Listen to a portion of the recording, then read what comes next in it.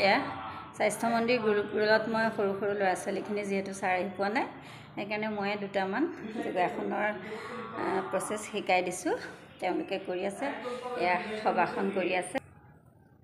এইটো শৱাসন বুলি কয়। ব্যায়ামটো কৰি পেলাই এনেকৈ যদি শুই দিয়ে তেতিয়াহ'লে গোটেই ভাগৰখিনি শেষ হয়। আৰু এইটোৱে হ'ল মেইন ব্যায়ামৰ মেইন মূল মন্ত্ৰ।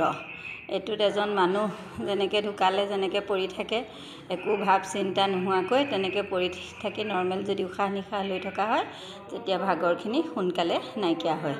গতিকে এইটোকে কয় শৱাসন। হালি যোৱাৰ কাৰণে এইটো হলাসন বুলি কয়।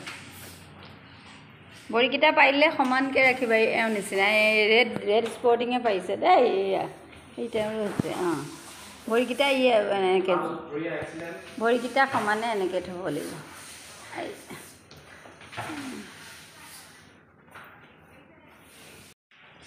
ধুনীয়া আছে। গোটেইবিলাকৰে ধুনীয়া আছে দেই। অসুবিধা পালে নমাই দিবা। ধুনীয়া।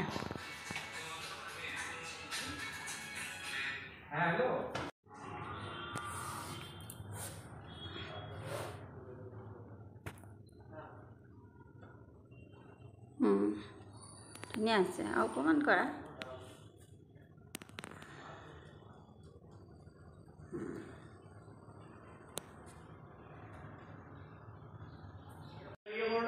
এইটো কি আসন কয়?